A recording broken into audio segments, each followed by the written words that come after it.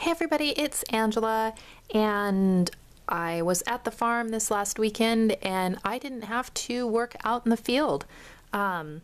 Everything's planted. Well, I did plant some garlic, but I didn't have to work in the big fields. That's all planted for the winter wheat and barley and beans, so they're all in the ground. So I got to actually play in my scrap area down there, and it was the first time I've been able to scrapbook in my craft area at the farm in 2015. So it was an awesome moment to be able to break out some of these supplies, and I take all my duplicates, extras, leftovers, old stuff, you know, flea market stuff down there. So this is really a hodgepodge of supplies, so I thought I'd go ahead and share it. Since I can't film down there, we don't have any light fixtures yet. We just have a couple lamps, so it's not hardwired for lighting yet. So I can't film, so I thought I'd just go ahead and do a share. So this first layout just has one photo, and I used my selfie printer to go ahead and print this out, and it's just me. I was using my sluice box and gold pans to pan out this sand I had shoveled from a different river. I didn't find any gold or anything in this batch, but I did get to use my sluice box, which I had bought like 2 summers prior, and at the fair they had like a county fair deal, and I bought it, and then I just hadn't had time. So it was awesome to be able to take an evening after work and go and run some sand through that. And most everything on here is all from the Basic Gray Fact and Fiction collection. And this paper had this stripe already pre-printed on there, and I loved the graphic look of it. And then I layered some more Fact and Fiction papers behind it and used one of their pocket and tag things to do my journaling. And I also had the flare badges from that same collection, some stickers, these acetate frames. This is actually like a Polaroid frame that I cut and put a piece over here, and chipboard pieces. They had gotten rid of that collection, like I got it like a 70–80% off, so I had bought some extra of it to leave at the farm in my scrap area. And then I did some stamping underneath in 3 different places. This circle of dots is an old stamp. I used to belong to a very early kit club back in like 2007, 2006. It was called Scrap Goods. I don't know if any of you ever heard of them, but it was a very early kit club, and they would put a red rubber stamp in your box every month. And so I used that. And then this chevron that's kind of pointing up to the title here that I stamped in brown is from a Cocoa Daisy. So after Scrap Goods went out of business, I signed up with Cocoa Daisy, and so I've been with them for years. And then this is a Studio 112 chevron that I did in black. And so I just did that in 3 different places, did all my layering kind of collage thing. And then I think I have this one little squirrel die cut because I was like, yeah, why not? I think that's from Maggie Holmes. But yeah, so I really love how it turned out. Very graphic, and yeah, it kind of gets the story told. And that had 1 photo, and then I did this one that has 2, and these are also off my Canon selfie printer. This was a carriage ride my husband and I took when we were in Nicaragua, in Granada. And so I just kind of layered them together like this at an angle. And I used a travel kit, which I don't recall who it's by, but it had this Let's Go on their sticker sheet along with this chipboard piece, and then some stickers. I have the word travel, adventure, and this compass. Everything else is pre-printed. This circle that I did my journaling, this label up here, all this postmarks are already pre-printed on the paper, except for this map here, which I just kind of hand cut an arrow to point to Nicaragua, and I put the map on there because I like to include a map on each of my travel pages, so you can see that. And so I really like how this turned out. You know, it was really simple with a lot of this pre-printed. I could just do a little collage-y thing. And I think everything is from that kit except for the 2 pieces of paper I mounted my photos on. I think those are like storyteller paper. But yeah, so then that got 2 photos on this layout. Then I got 3 photos on this. These are also off my Canon selfie. And I think this is nostalgia paper from my mind's eye. I think all this paper is. And then the stickers and this acetate piece are just from various collections. I think this little doily piece is a my mind's eye sticker. These I think are like from Pebbles sheets. This is from Basic Gray. I don't know. So I just kind of layered them up, and yeah, and it just kind of tells the story of our fava beans. These are the fava beans in the field. We had to, you know, wait for them to be all dry before we could combine them. And then here he is combining the beans, and it was a really drought conditions in Oregon this last summer, and so the yield wasn't what we were hoping. So we had enough, we were able to grow up enough to have our own seed so that we didn't have to buy any seed for this winter or next spring, because we use this for cover cropping.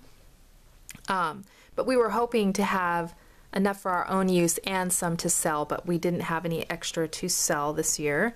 But you know, we also didn't have to purchase our cover crop seeds. So yeah, so that was our fava bean harvest. This has 3 photos on it as well, and I was really proud of myself for using this. This is a really old Creative Imaginations. It was like a little kit. It just had some papers, some regular stickers, and some cardstock stickers in it. But it was totally not a color that I'm into. This fluorescent-y bright stuff I'm just not very comfortable with. So I was really proud of myself for using it. And this is probably back from 2007. I don't know. It's pretty old.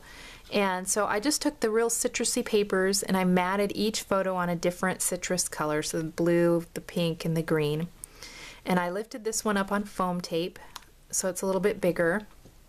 And I thought it went well because the baby's outfit is really bright teal, and then there's like some baby toys that are bright colored.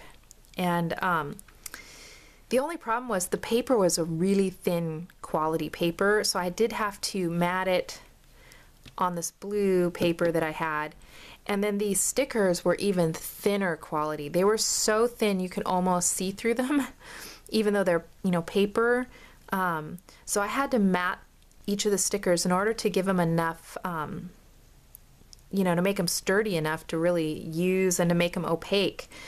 So I matted each one on a different citrusy color, and some of them I put up on foam tape and some of them I put flat. And so I just did a whole collage of those.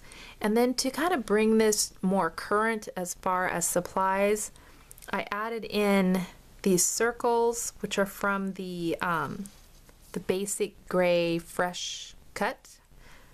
And then there's also 3 frames, like 3 Polaroid frames that have, these 2 have acetate in them. And I don't know if you'll be able to tell, like, this acetate frame with the blue floral edge is kind of has a green tinge to the acetate. This pink one kind of has some pink colors going on there. And then this acetate frame I layered on the bottom, and the I love you was already printed on the paper, so I just tried to make it show up through the frame. And then this acetate floral piece, I have no idea where that came from. It's a newer collection, but I can't remember who it's by.